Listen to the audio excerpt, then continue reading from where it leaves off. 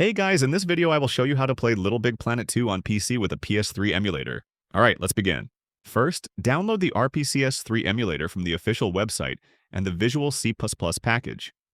Just access the website and click on the download button. Once installed, extract the emulator files and run the RPCS3 application. Next, install the PS3 firmware by downloading it from the official Sony website.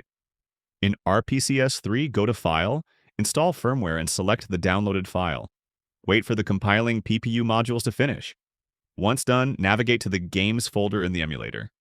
Place your Little Big Planet 2 game files here.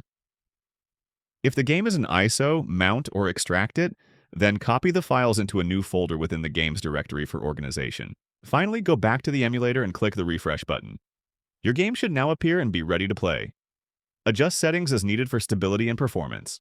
So that's basically how you can play Little Big Planet 2 on PC with a PS3 emulator. That's it for this video. Thanks!